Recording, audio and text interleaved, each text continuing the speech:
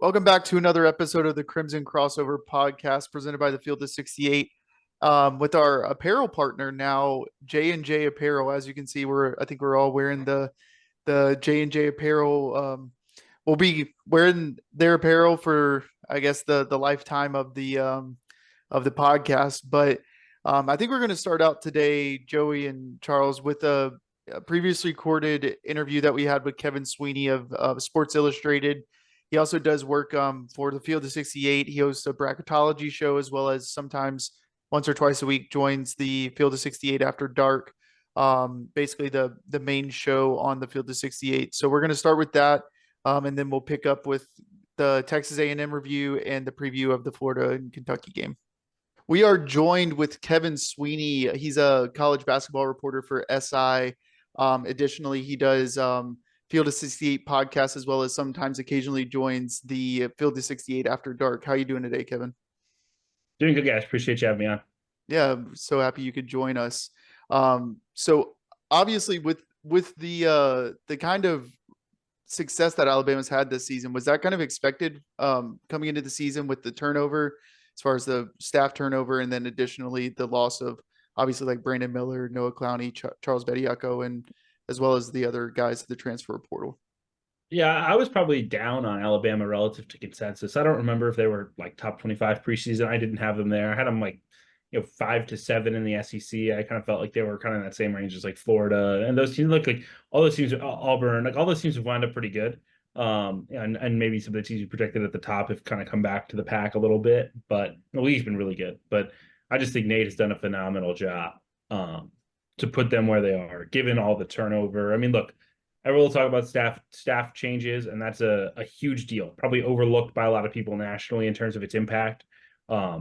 Just it's so hard. I talk to so many coaches just day to day. Like, I mean, it's hard enough to build culture with players, another to build culture inside of the staff, and then to have those guys be the right people to deliver that message to the players. I mean, it's incredibly challenging. And then you add in all the roster turnover and some of the late stuff too, right? I mean, obviously, look, I think they knew that you're going to lose Brandon Miller, you're probably going to lose Clowney, but to lose Bediako late and really have to scramble and not only find guys that could fill roles, but also sort of redefine their identity as a team. I just think it says everything about who Nate Oates is as a coach, and I think it's a tremendous credit to him because I think there's so many guys who are so rigid in their ways. And so, look, I think Nate understands how he wants to play. I think he's very convicted in those things, but I also think he's flexible and able to adapt to what he has in front of him. And I don't think this roster was maybe the ideal roster for him from a size standpoint in particular, but has certainly made it work and built a pretty monster team that has a chance to go deep in March. So all in all, they've certainly exceeded my expectations. Yeah, and you kind of talk about you brought up the ability to adapt. I mean, even in the middle of the season, he switched how the coaching staff was going to run the sides of the ball. Starting out in the season, you had Ryan Pannone running the defense, you had Clonch running the offense, and now you have a mixture of like Clonch and Preston Murphy running the defense, and Oates and Pannone running the offense, with Oates also having a hand on the defense. I think that type of adaptability is something that kind of goes overlooked with regards to Nate Oates. Looking at obviously bringing in elite level talent with the recruiting class they have coming in next year, but just to be able to, I personally think that this is at Nate Oates' best coaching job he's had at Alabama. I would endorse that. Yeah, look, I think they got punched in the mouth a little bit early. They weren't happy with where they were, and they made the changes. Like, I think for one, like the humility to not be stuck in your ways if things aren't working, I think is something that a lot of coaches honestly don't have. I think it's a problem for a lot of places across America is, all right, like, what do we do now? Right. Like, how do we like, I think there are certain guys who they know the way they want to do things, and that's it. Right. And so for Nate to say, look, like we have to change who we are, how we operate, it's more, I'm not demoting anyone, I'm not firing anyone. I'm just like we need fresh sets of eyes on things, and we will work hell or high water to get this thing turned. Like that to me is a tremendous credit to him. I also think, again, I mean, they played such a difficult non-conference schedule, and that's not something that's easy to deal with, especially when you're considering where they were going to be from a personnel standpoint. I mean, look, like you look at Arizona and bringing back a Umar Ballo and bringing back a Kylan Boswell, or bringing Creighton obviously bringing back Kalkbrenner, and Purdue bringing back Edie and Braden Smith, and Clemson bringing back PJ Hall. Like they ran at the teams that were just a lot more experienced than they were. Even some of the bye games were really tough games. Obviously, you don't think you expected Indiana State to be this good, but like they really challenged themselves, learned I think a lot from that. I think it's a great example for teams. Like, hey, like it's not the worst thing in the world to go get your teeth kicked in once or twice and learn from it. Like Alabama's not going to get destroyed from a seeding standpoint because it didn't beat Ohio State on November 24th. I think all those games taught them something. It forced them to reckon with some of the issues that they were having earlier. And because of that, they were able to make the necessary adjustments and contend for an SEC championship. And Joey, you had some questions about bracketology if you wanted to go ahead with that. Oh yeah, it's the same questions that Charles was asking earlier. Let me pull them up really quick so I have them handy. It's the ones that Christian, we were talking about it before we recorded the podcast. Talking about bracketology, obviously, we still have some conference tournaments, still some conference play left, but heading into the tournament in just a little bit over a month here, what are teams that will be seeded between 1 and 5, or at least that you think will be seeded between 1 and 5 that Alabama would probably want to see in their region? I know it's really early, but it's never too early to talk some bracketology. Yeah, look, I think it's hard because I think there's like at some point you're gonna have to beat really good teams, right? Yeah. And sometimes it's just a luck of the draw thing, right? Like no one expected FAU to get gifted FDU in the second round, right? Like that's just the way things work. Look, I think if you're Alabama, given that you've played a lot of these teams, right? You've played Tennessee, you've played Arizona, you've played Purdue, like you understand what some of those matchups look like. And I think I'd probably want to avoid those teams if I can, just because each of them individually caused issues. I think Arizona's probably the one I would say I would want to see the most, which is weird to say because Arizona maybe played the best of that group. I guess Tennessee was really good, but point being, I think if I was picking a 1 seed, I'd probably pick Arizona though, just from a standpoint of I just think stylistically Alabama matches up the best. They can play that style of game with Arizona.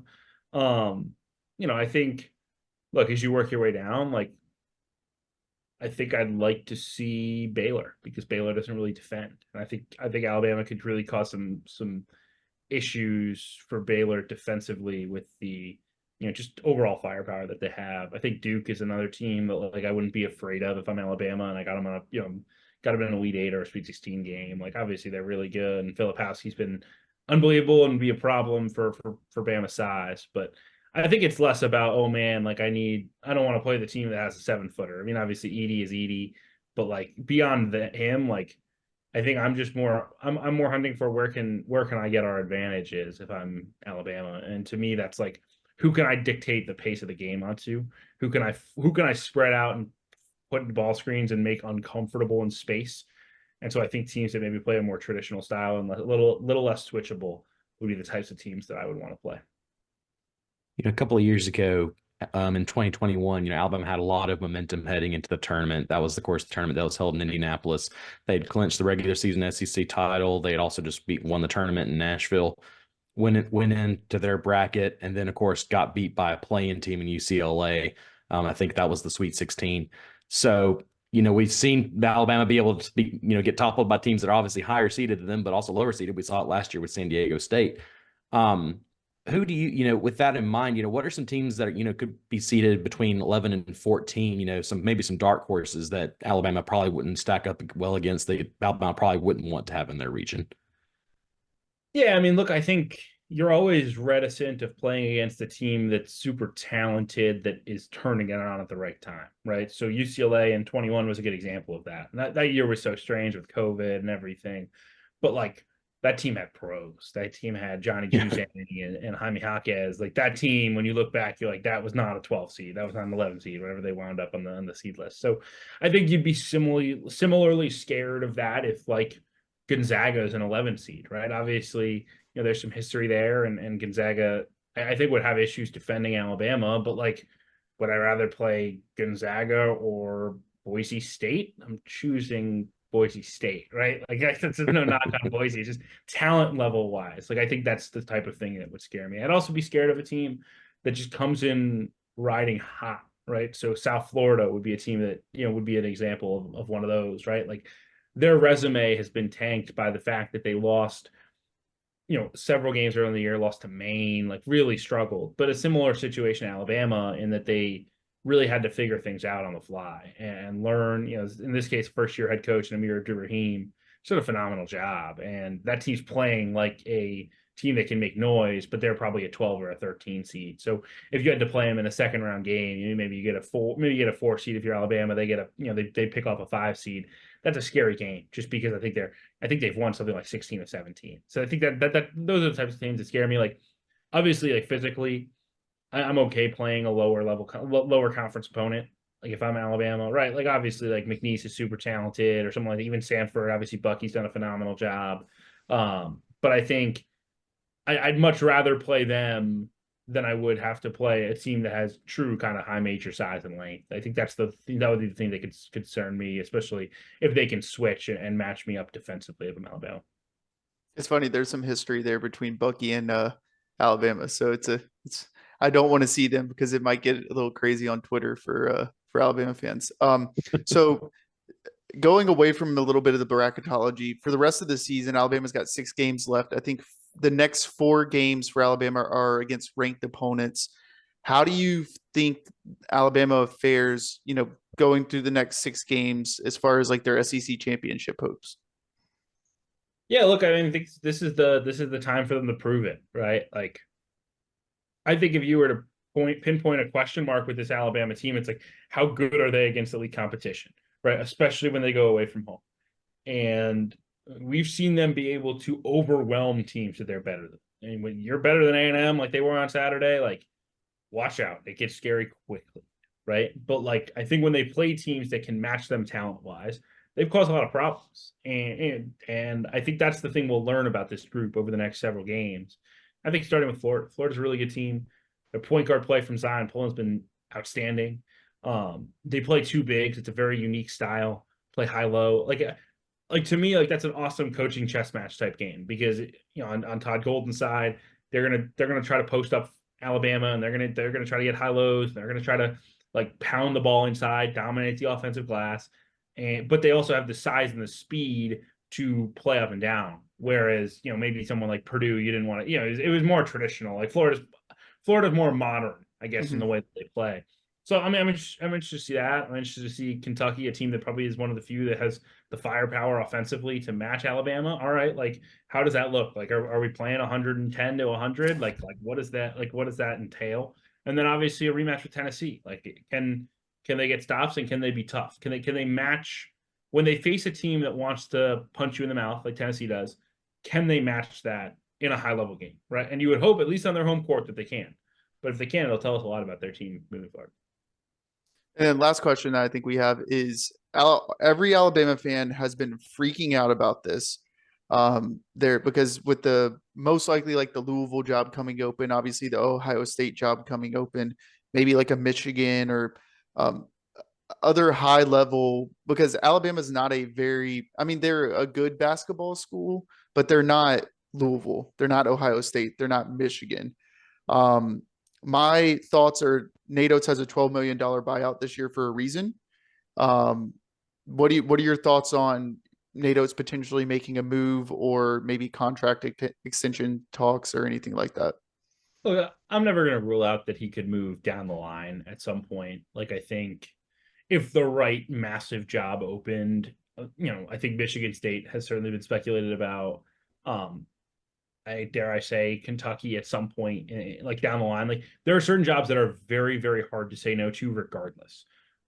But I think Nate Oates is happy at Alabama. I've never heard anything to indicate otherwise. I'll also say this on the buyout front. You said $12 million buyout. Something worth noting for people. A lot of times I think people hear these buyout numbers and they hear them tied to, okay, what happens if we fire the coach? And those buyouts, and you say, Ohio State just paid $15 million to buy out Chris Holtmann. Why wouldn't they spend $12 million to buy out Nate Oates? Those numbers are very, very different. When you're buying out a coach who's being fired, that number is usually not as big as it appears because of offset clauses. So the way that works, right? So Chris Holtmann gets fired at Ohio State February 15th. He turns around March 15th. He becomes the head coach at DePaul. He's making $2 million a year at DePaul.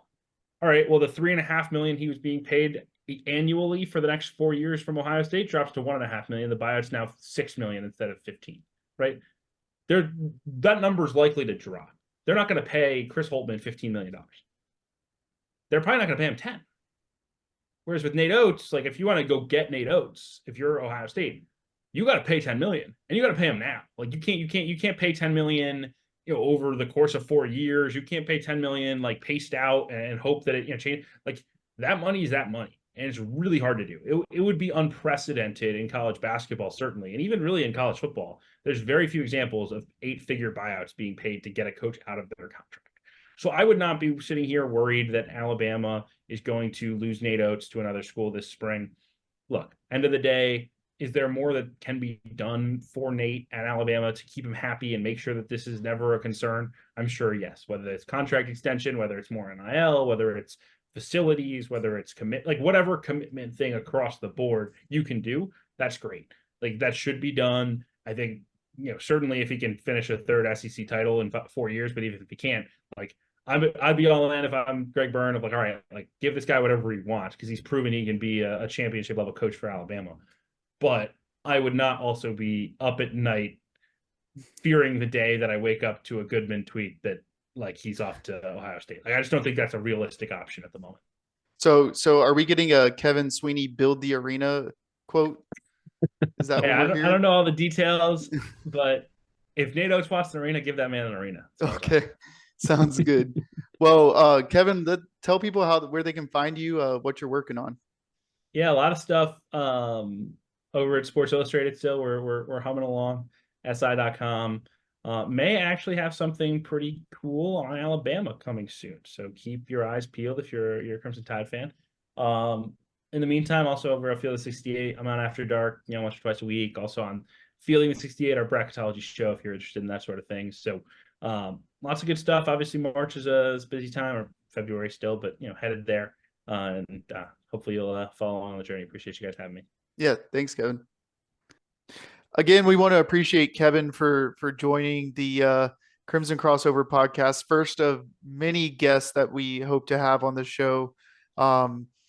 So guys, let's talk about it. I mean, Alabama gets a 25-point win versus Texas A&M team that had previously beaten I think Tennessee by, I don't know, what was like 20 plus points.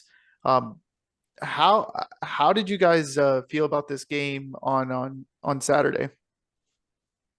I think this is a Texas A&M team that's really they're kind of like Alabama, and they really struggled early, but they've really climbed and gotten better as the season gone on. Obviously, there were a lot of expectations on this team after, of course, going to the SEC tournament championship game last year. So a lot of people thought this team was going to be really good, which they are really good, but it took them a while to really see those gears start turning. So if this game had happened at the very beginning of SEC play, it probably happened like you would expect. But with this game happening late and with Texas A&M really finding their groove, like you mentioned, the Tennessee game, this victory is actually really impressive for Alabama. Obviously, the offense was on point.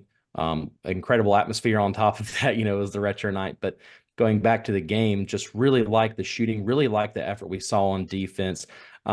Texas A&M is obviously one of the best rebounding teams in the league, and even then they still out-rebounded Alabama 49-38. But when you're out-rebounded like that, but still have the offensive efficiency that Alabama had, like they did on Saturday, there's not a lot of things to point at that went wrong for Alabama. Obviously, their 8th 100-point win of the 100-point game of the year, so only one shy of Kentucky now, and still potentially some opportunities for them to tie that record in these coming weeks. I know we'll talk about Kentucky here in a bit, but just overall individual performances. We always talk about Mark Sears every week. Once again, 23 points. He had 4 rebounds. Really liked what I saw from both Griffin and Latrell Wrightsell with their 17 and 16 points. Also with Wrightsell getting 3 rebounds on the day. Sam Walters with his 11 points. He had a really good day as well. I think he might have been kind of the unsung hero just because it seemed like whenever the offense started to have a little bit of a lull. Walters was there to kind of re-electrify the bench and the team. So overall, just from top to bottom, a really good game for Alabama. And it came at a really good time. They had that off week, and of course they had the LSU win before that. But then with this win as well, you kind of like the momentum that they're kind of building into what is going to be two really big games this week. Yeah, it's a phenomenal atmosphere, obviously, with Retro Day. That got a lot of people excited. Then you start thinking about all the celebrities that were there. Coach Saban, Herb Jones, Noah Clowney. I'm going to give a shout out to Noah Gurley, who was also in attendance. Darian Reed was there as well. And of course, Christian Sykes making his return to Tuscaloosa. So, with everything that was going on before the ball even tipped off, and then also knowing what A&M was coming off of with their loss at Vanderbilt, which was obviously a tough game for them, and losing on a buzzer beater, where would our team's mind have been? Now, again, you didn't have a midweek game. You'd practiced really hard. You'd focused a lot on the defense too. How would that have affected the offense? And also, too, knowing that Coach Williams and A&M sometimes do a lot of different looks. They don't just play straight man-to-man. They do try to, press you. They do try to trap. But the offense was just like it's been all year and just clicking on all cylinders, knocking down shots, 18 three-pointers again. And it's coming from a multitude of guys that makes it really, really hard for teams to be able to defend us. Because A&M came in as a team not great on the defensive side as it relates to KenPom. They were 62, I think, before the game started. But you know how they're built as far as toughness and defense. And we saw that toughness as far as the rebounding too, which I'll touch on in just a little bit. But just to come out and really from the start, just to take control of the game. You let you got Wade Taylor, who knocked down the three in the corner on a missed defensive assignment. But basically after that, you were in control and we're just continuing stretching the lead out and getting on runs and getting stops at the appropriate time. I thought Coach Oates in his post game made a really good point as it related to the offensive rebounding, that yes, A&M had 26 offensive rebounds, but they only got 21 second chance points off of those rebounds. And we kind of countered that with having 22 fast break points to their 4. So we took advantage that if they were going to send guys, all 5 guys to the glass to get rebounds, that when we did have it, we were going to get out and run and get in space. And I thought too, for probably the second or third game, not in a row, but just playing at LSU and playing at Georgia, where we did have times where we were getting out rebounded or the bigs were kind of taking advantage of us. Our guards were very active with their hands and creating turnovers and getting steals. I mean, Radford and Taylor between them had 8 of the 14 Texas A&M turnovers. So there's definitely things that need to be cleaned up on the rebounding side. There's a reason why A&M is number 1 in offensive rebounds. 1, they don't shoot the ball well, and 2, they know where it's going. So I can look at that and say, we had good first shot defense, but obviously you want to clean up the rebounding side of things. And just another thing that I've kind of been looking at as far as it relates to free throw shooting. Prior or after the game that we had against Georgia, you take our free throw attempts against our opponent's free throw attempts, and we were actually +3 against all of our SEC opponents up until that point. Now with these games against Mississippi State, of course, we know what happened against Auburn, and then another game against A&M where you get outshot from the free throw line in attempts. Teams have shot 131 free throws against us compared to our 75 in the last 4 games. And I don't think that's an officiating issue, because we've obviously shot the ball more from 3 recently. I think that's just something that we've got to continue to clean up on the defensive side of playing defense without fouling, even against teams that are more physical against us. And I guess not really more physical, but just have more physical play than what we typically go against. Yeah, and you brought some. There's Sorry, go ahead, Charles. Sorry, no, there's one more thing I forgot to mention. Kind of, after the LSU game, we talked about how, at least I talked about how impressed I was with the distribution of the ball across the court and the assists. Alabama had 20 assists in this game. So it was clearly something that didn't fall off after the LSU game. It was clearly something that they've been practicing, something they've been working on. and something that if this trend continues is going to be very important for them, especially in weeks like we have this week. And I know I didn't mention him to begin when I first spoke, but shout out to Aaron Estrada, who really did a really impressive job. I think he led the team, I think, with 7 assists on the day. And of course, when you have those assists, you typically will limit your turnovers. He only had 2, which he typically has a couple more than that. So just really, really liked what I saw from him in the game. He also had those 11 points. He'd had several missed opportunities there, but as long as he's able to distribute the ball like he did on Saturday, I really like the growth that I saw from him these past couple of games. Yeah, and I'll make 2 points. One, Aaron Estrada has done a really good job as far as his ball distribution is concerned, and his facilitation. Um, One thing that's kind of going unnoticed, which it's not a problem when you have 4 guys that shoot over 40% from 3. Aaron Estrada's 3-point shooting percentage is getting dangerously low. I think I don't have the stat in front of me, but I think he's like 2 points away from 2 points, like percentage points away from like Jaren Stevenson's 3-point shooting. So that it doesn't, at the end of the day, it doesn't really matter, but it's one of those things that, like, when he steps up to the plate, maybe if some of the guys aren't shooting well in a tournament game, like he's going to be a guy that needs to make sure that his shots falling. And then the second thing, and I think it's such a great point that you made, Charles, is A&M, for all of the success they had on the boards Saturday night, not a lot, but quite a few of those rebounds were just insane bounces that went directly to them, that there was like you couldn't, like, they were boxing out and somehow the ball rebound hits off the rim and it goes over our player and directly into the A&M's player's hands.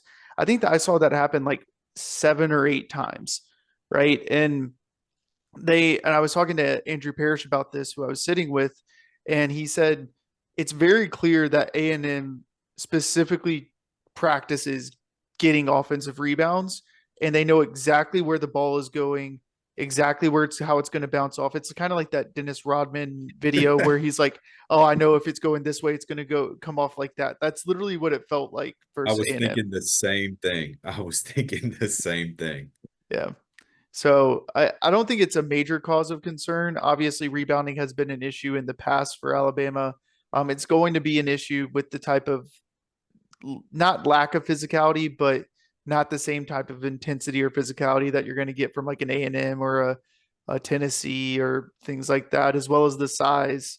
When you have Grant Nelson, that I think we brought in to play the 4, playing the 5, and you have guys like Rylan Griffin, or I know Sam Walters had 11 and 8, but he's not known as like this big physical body, right? It's bound to happen. So, moving from the A&M game, let's talk about the first of the 2 top 25 matchups that we have this weekend, which is the Florida Gators coming to Coleman Coliseum to face the Alabama Crimson Tide. Yeah, so that's going to be on Wednesday. And before I get into the game, Wednesday is my mom's birthday. She's coming to the game with me. So anybody who sees me at the game, make sure to wish her a happy birthday, and I will go ahead and say an early happy birthday, Mom. As we get into playing Florida, a team that's really starting to hit their stride.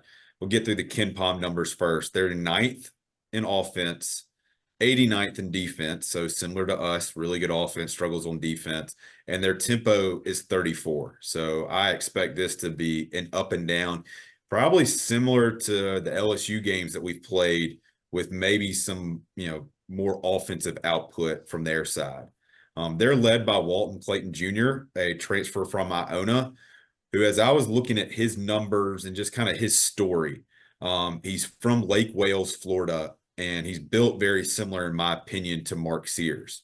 So it's a guy who left the state, played at a mid-major, had success, coached by Rick Pitino at Iona, comes back home.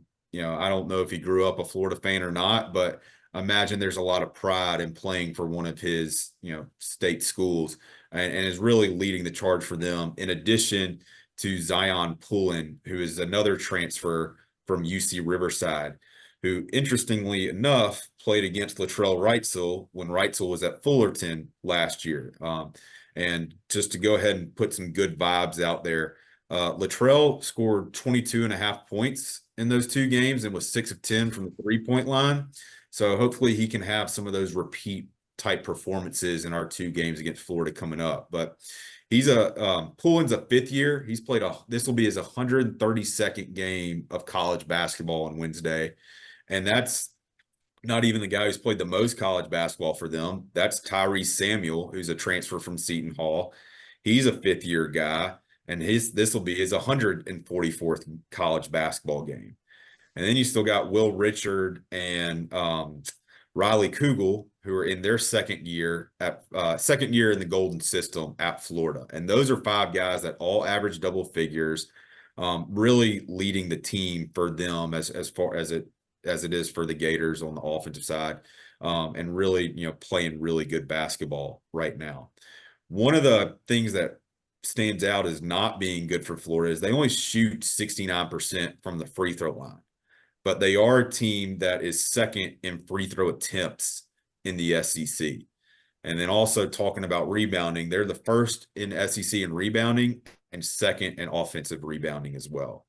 So it's a lot of things where just talking about, free throws and rebounding against A&M, that you have an opportunity to show improvement and try to clean those things up against a really good quality opponent. They're 8-4 in the SEC. They started 1-3. That one loss as they on this 7-1 run was to Texas A&M at Texas A&M, where they lost by 1 and had a 12-point lead in the second half.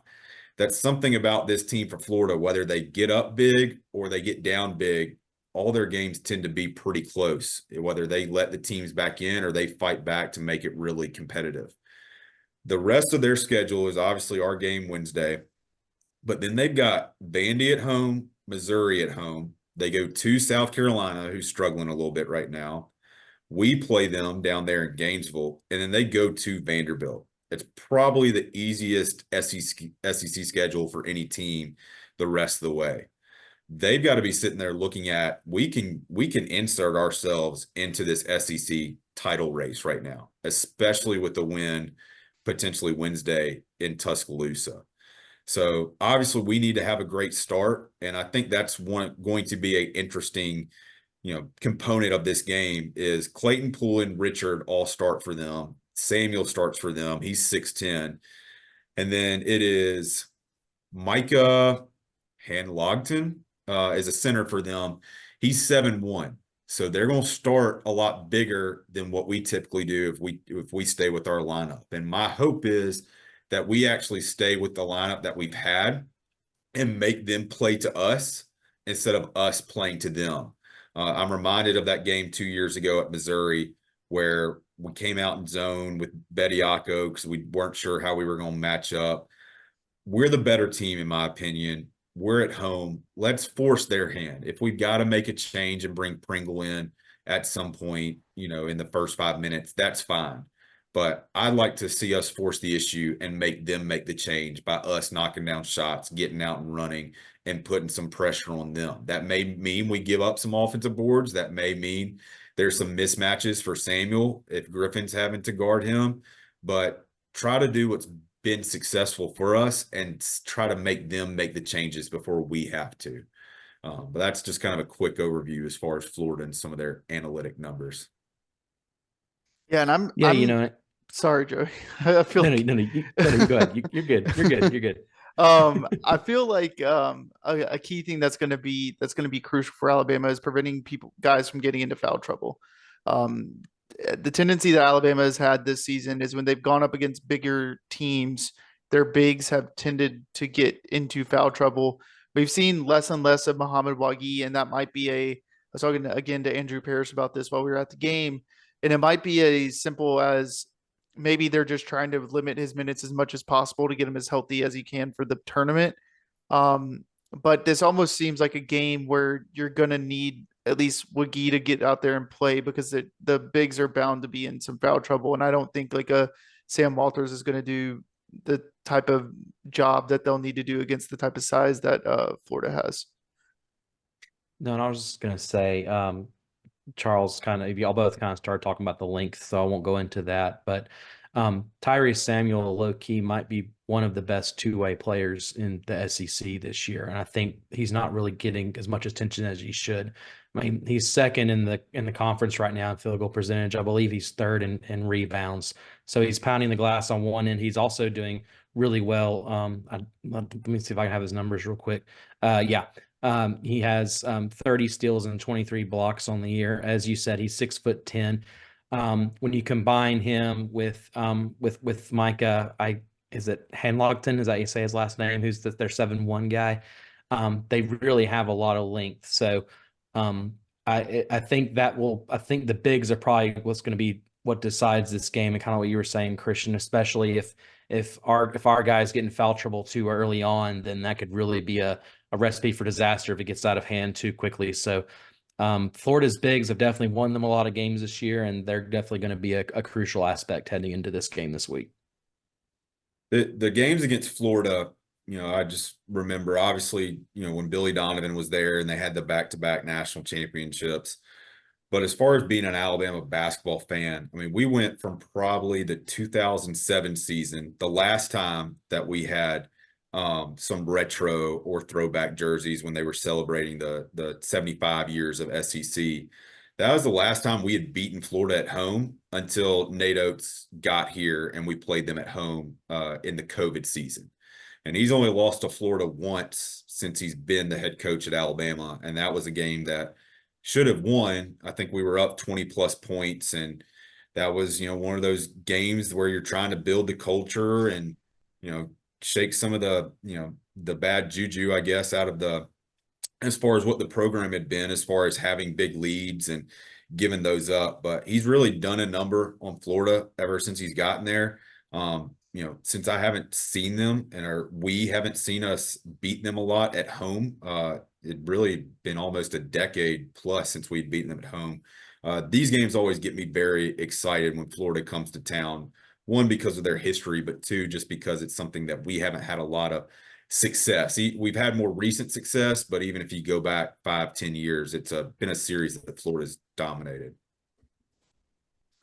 And now we're just going to switch gears a little bit. Let's go into this Kentucky game, this road game against number 17 Kentucky, where Alabama's not had much success at Rupp Arena. I think they've won once in Rupp Arena under Nate Oates. And it seems like Kentucky, obviously coming off a big win versus Auburn at Auburn, which I think that's the first team this season that's won in Neville Arena. Of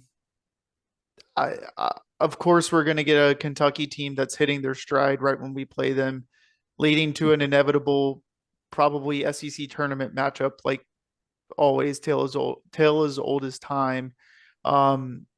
Joey, what do you have for us on this Kentucky game? This Kentucky team, much like Florida, is kind of similarly constructed to Alabama when it comes to their rankings in KenPom. I mean, they're 7th in the country in offensive efficiency. They're 82nd in defense. So, like our guy Kevin Sweeney was saying earlier during the interview, talking about how this could be a 110 to 105 game. It's going to be probably pretty high scoring. One thing that is interesting is they are 17th overall in tempo. That's and Alabama seems like it's been a while since they played a team that can kind of go toe to toe with them in tempo. So I think that's going to be a really interesting factor to kind of watch as this game progresses. As far as individual, guys that kind of stick out on their roster, Antonio Reeves obviously has done a phenomenal job for them. He's leading the team in points right now. He's also a really solid rebounder. He's third on the team in rebounds with 108 on the year, particularly on the defensive end of the court. He has 89 of those rebounds are on defense. So he's been a solid player for them all year long. When you're looking at just how they stack up against everyone else, he's also third just behind Mark Sears and next for Tennessee. He's third in the SEC in points per game. But then this team is pretty well distributed because, in rebounds, you have Trey Mitchell. He's 4th in the conference in rebounds. Then you have Reed Shepherd, who's really good with his hands. He's top of the SEC right now in steals per game. But it's, going back to their roster, it's Kentucky, there's not a lot more you could really have to say. They have Trey Mitchell is a guy that we, could be potentially ready. Of course, he's been out with a shoulder injury. He missed the Auburn game. But this is a guy that, if he is able to play this weekend, will be very crucial. He's been really lights out for them when he hasn't been injured. You have Reed Shepard and Rob Dillingham, who obviously have also been huge contributors. DJ Wagner, just overall the guys that see the minutes. There's a reason they get a lot of minutes. This is a really, really well built roster, and hopefully, if Alabama is able to tackle Florida this Wednesday, you really kind of like it as a potential prep game, because these teams are eerily similar as far as what their strengths and weaknesses are. So hopefully there's not too much hangover from that. But that's kind of just the brief rundown. This is a really, really good Kentucky team. When you're looking at, their schedule right now, they're 8-4 in conference play. They still have a legitimate shot, just like Florida. Looking at the rest of, them the rest of the way, after they play LSU at LSU this weekend, or I'm sorry, this week. So that's potentially a game that you don't really want to see them lose, because the last thing you want to see them have is a reason to fight even harder coming into Saturday.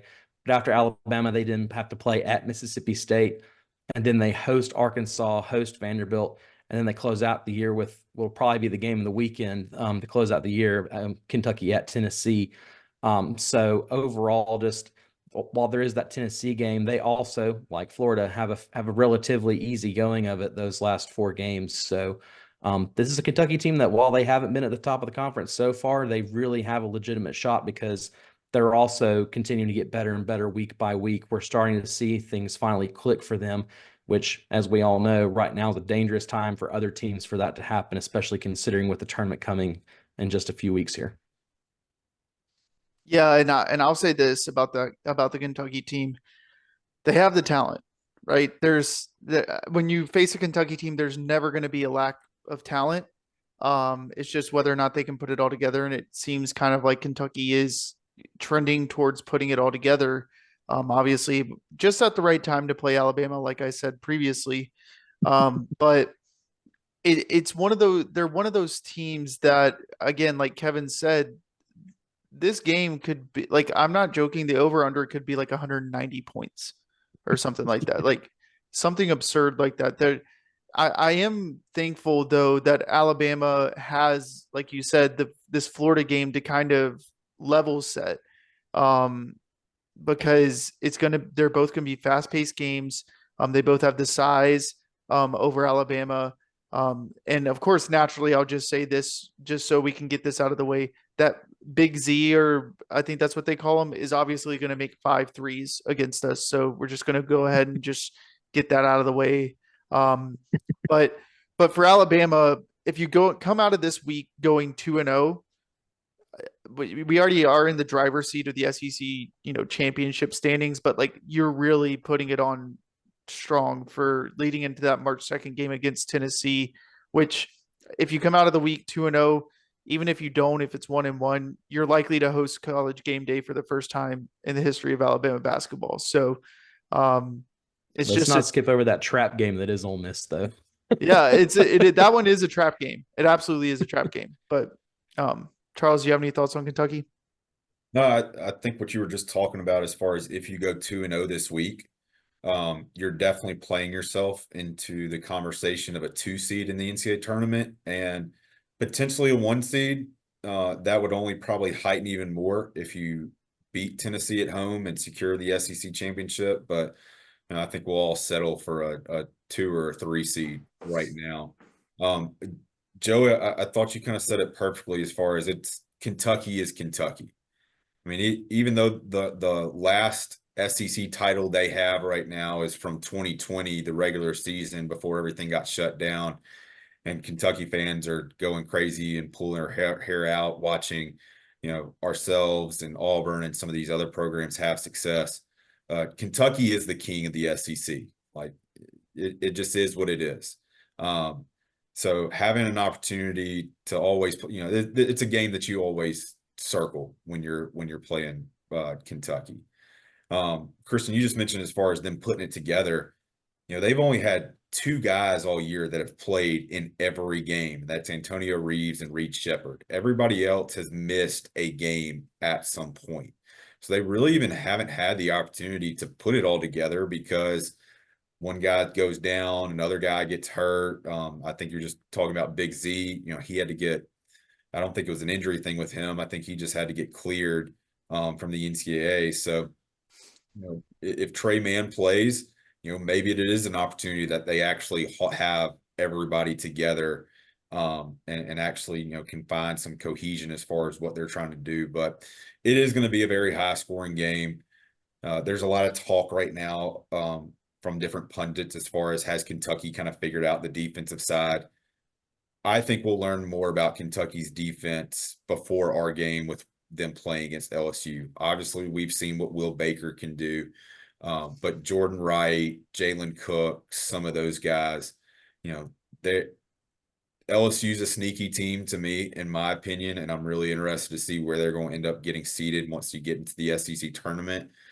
They could make a surprise semifinal run, in my opinion, but that's for another conversation. It's more of just, can Kentucky have another good defensive performance coming into our game at Rupp Arena? There was a lot of talk coming out of the Auburn game of how well they did against their guards. I mean, even in our games against Auburn, I think we always felt like our guard play was going to be better than guard play. The difference was going to be somebody like Janai Broom, and they've got somebody like on Yewu, I think, who's really kind of stepped up. He had 10 blocks against Ole Miss, I know. So that could affect, obviously, our ability to get to the rim, and we will need to be able to hit outside shots, but we do still need to find ways for guys to drive into the paint and kick back out too, like we always do.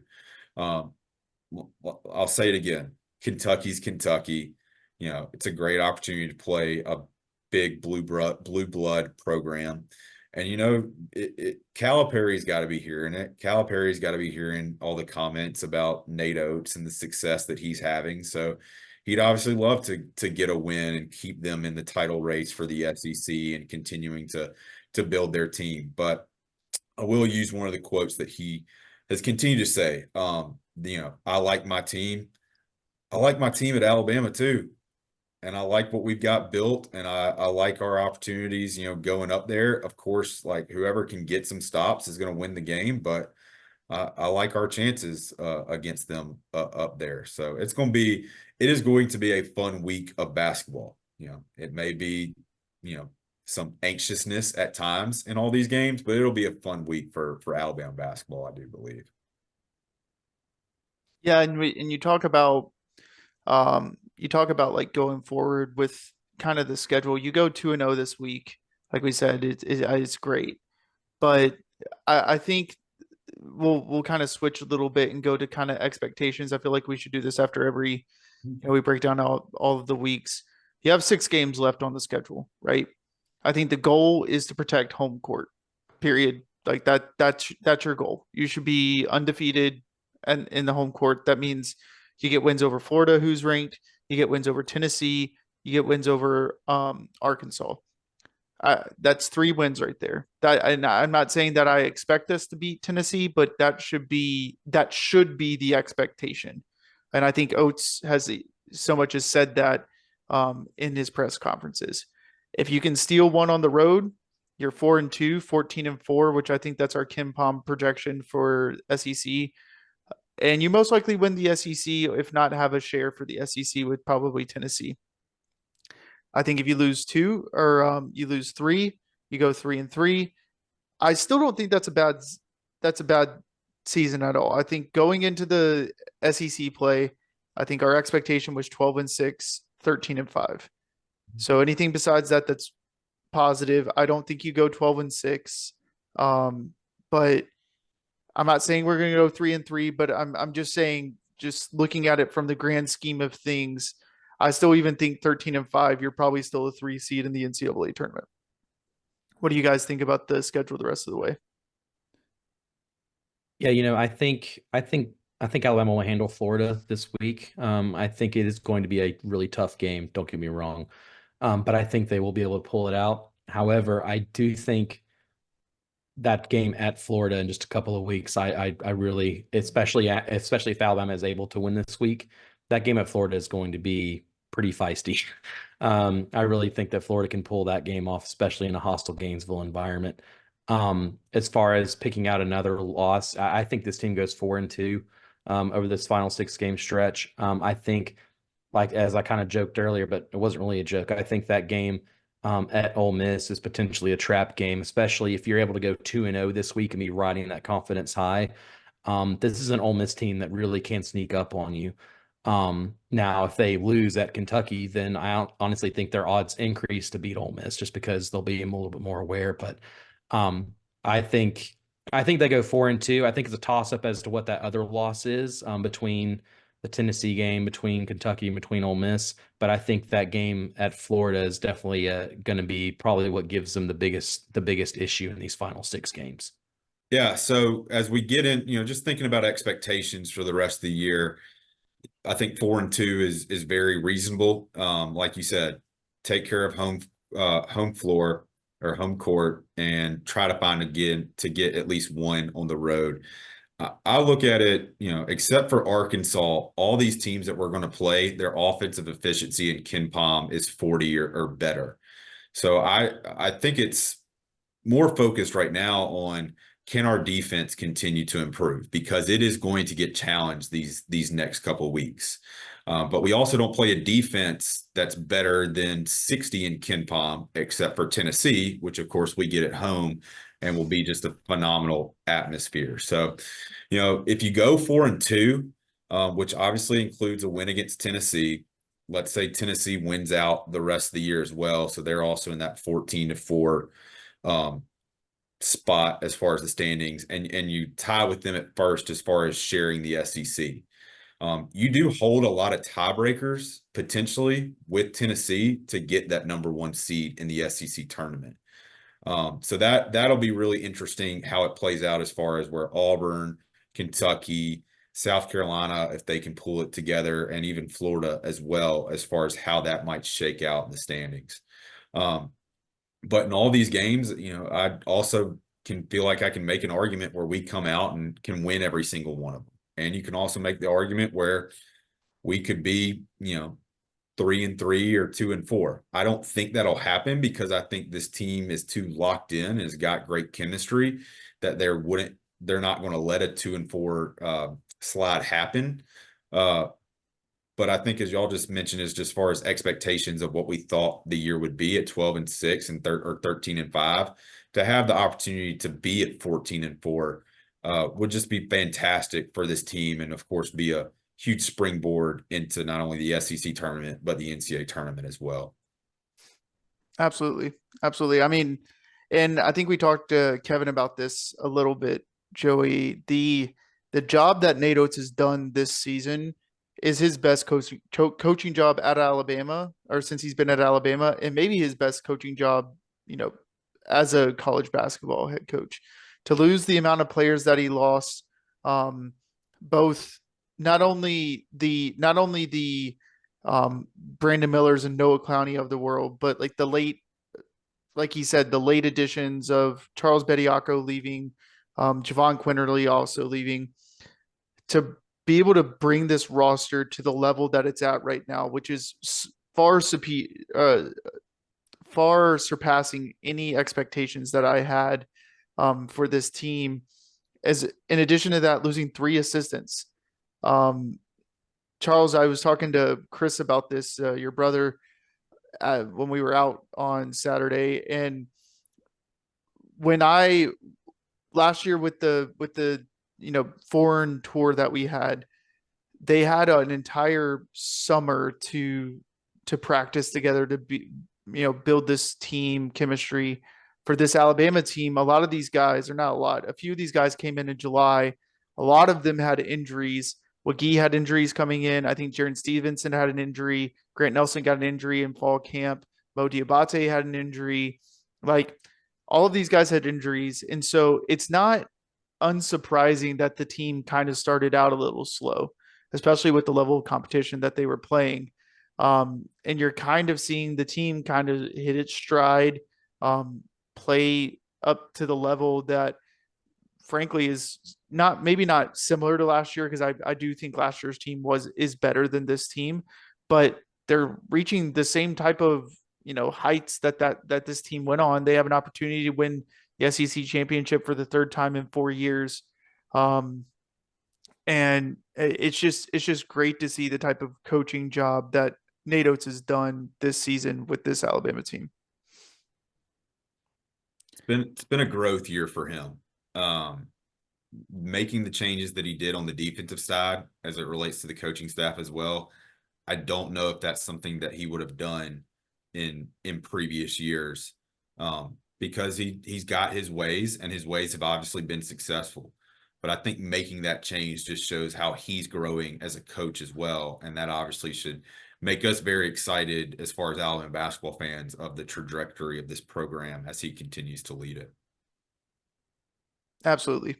And I'll say it just like Kevin said it, build the arena. That's all I got to say, just build the arena. I mean, I don't know what else the man needs to do. I really don't.